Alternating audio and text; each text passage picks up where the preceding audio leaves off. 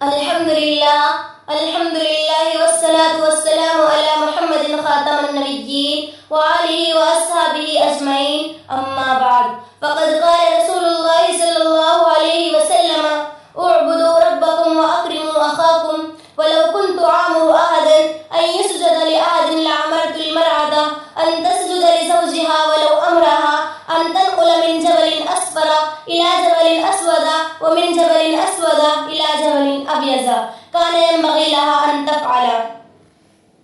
وصل کے اسباب پیدا ہو تیری تحریر سے، وصل کے اسباب پیدا ہو تیری تحریر سے، دیکھ کوئی دل نہ دکھ جائے میری تقریر سے. میری ماں اور بہنوں، مذکورہ شاعر سے آپ میری تقریر کا موضوع سمجھ رہی ہوں گی کہ مجھے ایک لمبی حدیث کے اس ٹکڑے کو لے کر شوہر کے حقوق پر مختصر روشنی ڈالنی ہے. خاموشی اور دل جمعی سے سن کر ہر ایک عمل کرنے کی کوشش کریں، انشاءاللہ فائدہ ہوگا. حضرت عائشہ صدیقہ ایک مرتبہ کا واقعہ بیان فرماتی ہے کہ حضور صلی اللہ علیہ وسلم مہاجرین اور انصاری کی جماعت میں تشریف فرماتے. اتنے میں ایک اونٹ آیا اور آپ کو سجدہ کیا. اس پر آپ صلی اللہ علیہ وسلم کے صحابہ نے عرض کیا، یا رسول اللہ، جب آپ کو جانور اور درخت بھی سجدہ کرتے ہیں تو ہم زیادہ حق رکھتے ہیں کہ آپ صلی اللہ علیہ وسلم کو سجدہ کریں. اس پر حضور اکرم صلی اللہ علیہ وسلم نے فرمایا کہ اپنے رب کی عبادت کرو اور میری تعظیم کرو، اور میں کسی کے متعلق سجدہ کرنے کا حکم دیتا تو عورت کو حکم کرتا کہ وہ اپنے خاوند کو سجدہ کرے. اور خاوند کا اتنا بڑا حق ہے کہ اگر وہ یہ کہے کہ زرد پہاڑ سے پتھر اکھاڑ کر کالے پہاڑ پر لے جا اور کالے پہاڑ سے سفید پہاڑ پر لے آ، تو عورت کے ذمہ ضروری ہے کہ اس کے حکم کی تعمیل کرے. حالانکہ یہ فعل بالکل بے فائدہ ہے، لیکن حضور صلی اللہ علیہ وسلم نے شوہر کی اطاعت کی کس درجہ تاکید فرمائی ہے. اس کے بعد میری مائیں بہنیں ذرا غور کریں کہ عورتیں شوہروں کی کتنی اطاعت کرتی ہیں. آج کل عورتوں میں یہ مرض عام ہو چکا ہے کہ اپنے شوہروں کو عزت اور عظمت کی نگاہوں سے نہیں دیکھتی اور نافرمانی کرتی ہیں. میں یہ بتانا چاہتی ہوں کہ جہاں مرد پر عورت کے حقوق ہیں وہاں عورت پر بھی مرد کے حقوق ہیں. اگر ایک دوسرے کے حقوق کو ادا کریں، رات دن جو عورت خانہ جنگی رہتی ہے اس سے حفاظت ہو جائے. یہ خانہ جنگی کبھی کبھی اس حد تک پہنچ جاتی ہے کہ شوہر اور بیوی میں جدائی اور طلاق کا باعث بن جاتی ہے. جو ہندو اللہ محفوظ اور ہندو شیطان محبوب ہے، یہ گھر میں بگاڑ کیوں آیا؟ شوہر کا حق ادا کرنے کی وجہ سے. اگر شوہر کے حق کو پہچانتی تو اس گھر سے جدا ہو کر نہ جاتی. حق کی ادائیگی میں خاص طور پر عورتیں لاپرواہ ہوتی ہیں. مرد عموماً حق ادا کرنے کی کوشش کرتے ہیں. دیکھو، یہ یاد رکھنا کہ شوہر کی اطاعت اور خوشی کو اپنا نصب العین بنا لو، کیونکہ شوہر عورت کے لیے جنت ہے یا دوزخ ہے. ایک حدیث میں حضور اکرم صلی اللہ علیہ وسلم نے ارشاد فرمایا، المرأة اذا صلت خمسها وصامت شهرها وطاعت بعلها تدخل من ای ابواب الجنہ.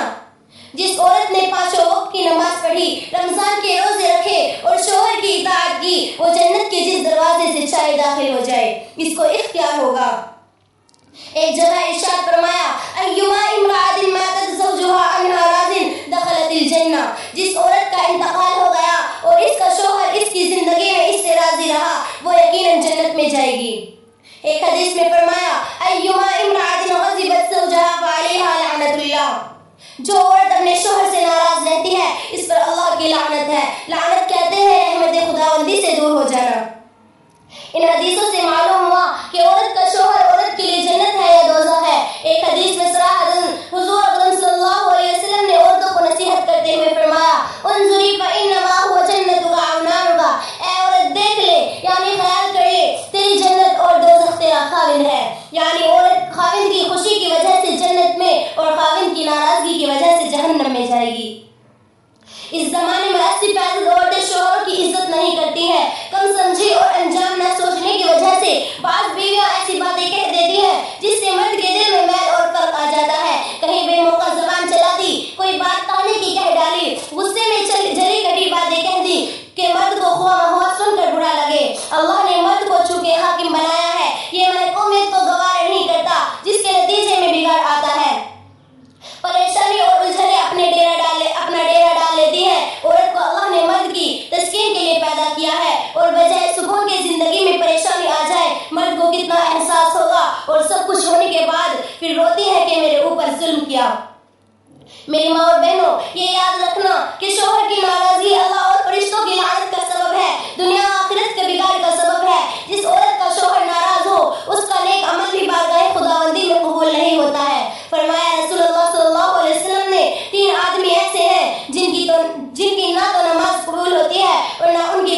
آسمان کی طرف چڑھتی ہے۔ نمبر 1، بھاگا ہوا غلام جب تک وہ اپنے مالک کے پاس واپس نہ آ جائے۔ نمبر 2، وہ عورت جس کا شوہر ناراض ہو۔ نمبر 3، بے ہوش جب تک وہ نشے کے استعمال سے توبہ نہ کر لے۔ آپ نے سن لیا، یہ ہے شوہر کا مقام کہ جس کا شوہر ناراض ہو اس کا کوئی نیک عمل قبول نہیں۔ خدا کی پناہ، اللہ کی ناراضگی الگ اور پھر کوئی عمل بھی قبول نہ ہو تو پھر ہمارا کہاں ٹھکانہ ہے۔ مجھے ایک واقعہ یاد آیا ہے جس سے معلوم ہوتا ہے کہ شوہر کی نافرمانی عورتوں کے لیے کتنی بڑی ہلاکت ہے۔ ایک عورت کا بچہ تھا، اس نے نظر مانی کہ اگر میرا لڑکا صحیح ہو جائے تو میں 7 دن کے لیے دنیا سے چلی جاؤں گی۔ چنانچہ شافعی مطلق نے شفا دے دی۔ اس نے لڑکے سے کہا کہ میرے لیے قبر کھود آؤ تاکہ میں اپنی نظر پوری کر لوں، 7 دن کے لیے دنیا سے چلی جاؤں۔ چنانچہ اس عورت کو زندہ قبر میں دفن کر دیا گیا تو اس کی قبر میں سر کے جانب ایک روشن دان کھلا، اس کے باہر ایک باغیچہ ہے، اس میں 2 عورتیں ہیں۔ وہ عورت ان دونوں عورتوں کے پاس گئی اور سلام کیا۔ یہ عورت کیا دیکھتی ہے کہ ان دونوں عورتوں میں سے ایک کے سر پر ایک پرندہ اپنے بازوں سے ہوا کر رہا ہے اور دوسری عورت کے سر پر ایک پرندہ اپنی چونچ مار رہا ہے۔ یہ دیکھ کر اس عورت نے پہلی عورت سے دریافت کیا کہ تمہاری اس فضیلت کا سبب کیا ہے؟ اس نے جواب دیا کہ میں دنیا میں اپنے شوہر کی فرما بردار بیوی تھی اور میرے دنیا سے رخصت ہوتے وقت میرا شوہر مجھ سے خوش تھا، اسی اطاعت کے سلے اللہ تعالیٰ نے مجھے اس نعمت سے نوازا ہے۔ پھر اس نے دوسری عورت سے معلوم کیا کہ بی بی تمہارا اس کلفت کا سبب کیا ہے؟ تو اس نے بتایا کہ تھی تو میں نیک بخت مگر شوہر کی نافرمان تھی۔ میرے انتقال کے وقت میرا شوہر مجھ سے ناراض تھا، میری نیک بختی کا صلہ اللہ نے مجھے یہ باغ عطا فرمایا، لیکن شوہر کی نافرمانی اور ناراضگی کے باعث میں اس عذاب میں مبتلا ہوں۔ لہٰذا میں تم سے درخواست کرتی ہوں کہ جب تم دنیا میں واپس جاؤ تو میرے شوہر سے میرے لیے سفارش کرنا، ممکن ہے کہ وہ معاف کر دے اور راضی ہو جائے۔ دیکھا میری ماں اور بہنوں، شوہر کی اطاعت اور نافرمانی کا صلہ، اللہ تعالیٰ تمام عورتوں کو شوہر کی اطاعت نصیب فرمائے۔ شوہر کی رضامندی اور ناراضگی کو ذہن میں رکھنا چاہیے۔ جن چیزوں سے شوہر خوش ہوتا ہے ان کاموں کو کرتی رہو اور جن سے ناراض ہو ان کاموں سے اجتناب کرو۔ انشاءاللہ دنیا و آخرت دونوں جگہ عزت ملے گی۔ مثال کے طور پر اگر شوہر پردیس سے آئے یا باہر کام کر کے آئے تو ان کا مزاج معلوم کرو، خیریت دریافت کرو کہ وہاں آپ کس طرح رہے، آپ کو کوئی تکلیف تو نہیں ہوئی، اور پھر سب سے پہلے ان سے کھانے کو معلوم کرو۔ اگر آپ کو کھانے کی خواہش ہو تو کھانا پیش کرو۔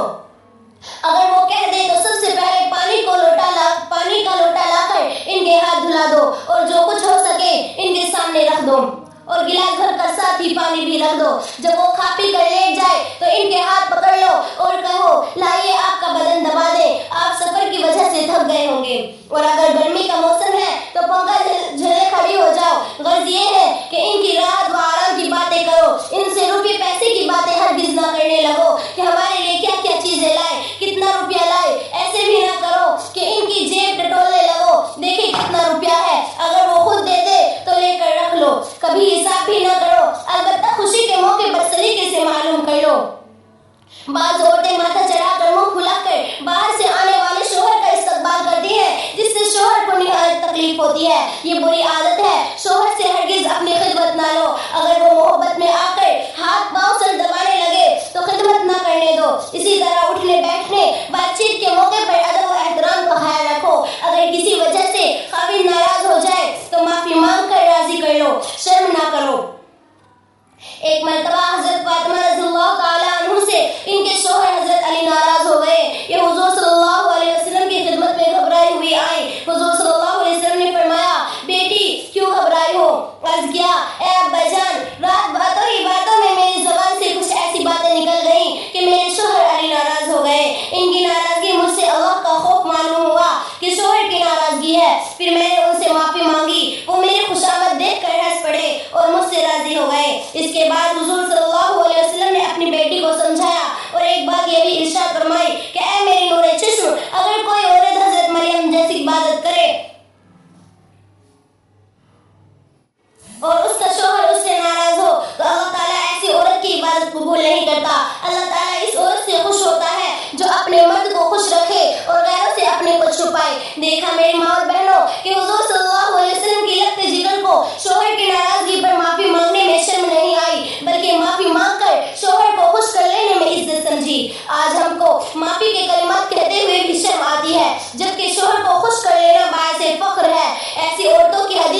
تعریف کی گئی ہے. فرمایا حضور صلی اللہ علیہ وسلم نے سب سے زیادہ اچھی عورت وہ ہے جو اپنے خاوند کو خوش کرتی ہے جب وہ اس کو دیکھتا ہے.